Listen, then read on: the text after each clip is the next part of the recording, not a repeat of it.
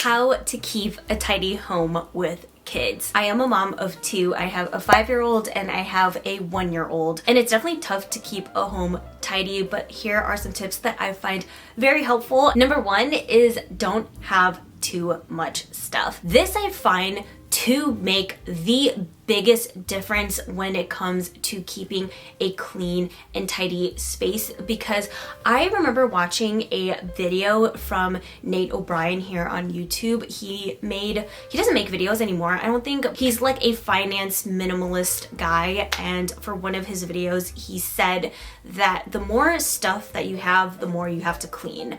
And that really stuck with me because it's true. The more things that you have, the more you have to manage and take care of.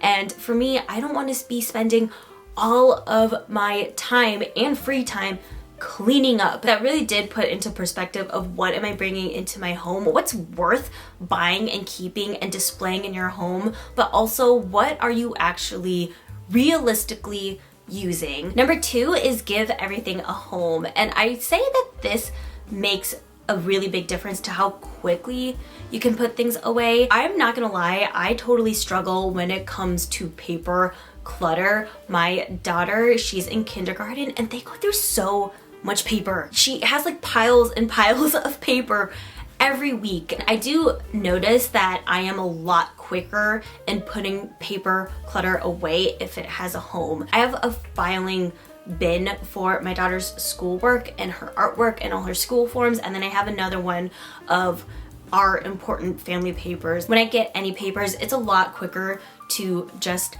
manage all of that. So with anything that you have, whether it's paper or books or decor, anything, you know, if you have a home for it, you don't have to put much thought. You just know where it's supposed to go and you can go and do it. Number three is make your bed every morning. To me, I feel like it just sets the tone of your day when you have a clean and made bed. It feels more put together. I remember, this is so random, but I do remember one time in high school, the history teacher was randomly just telling us that he likes when the bed is made because he just feels 100% more clean. And he's like, do you guys know what I mean? Now that I'm older, I get it. I completely get what he is saying, because when the bed is made, you just feel better. Number four is tidy up after the kids go to bed. And I know we all know this, but I would say the absolute necessities in just running a home. Now, I'm not saying the deep clean stuff. I mean, if you are able to fit in the deep clean stuff, like that's awesome. I have trouble fitting in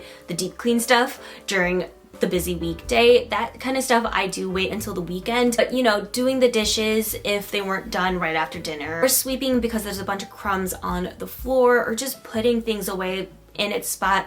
If it takes you 60 seconds to do it, just go and do it, and it will help keep your space a little tidier on a more consistent basis. Number five is to make the kids tidy up. Again, maybe this is just like everyone knows this, but I'm not gonna lie, sometimes we do forget to make our oldest daughter, Cami, put things away. We've been trying to be a lot better at telling her that, but this also makes a really big difference to you spending time picking up their mess. I will say, because we do make our daughter tidy up, they will put up a fight. But then after a while, when they're used to doing it and it's more of a consistent rule, they'll just kind of expect it and they won't complain as much. Number six is keep your space nicely decorated. I know that this is easier said than done, but if you have a space that is decorated to your liking and it's how you want it to look, in my personal experience, I kind of want to keep that space looking nice. I don't want to have piles of stuff all over it. And I do find more motivation in putting things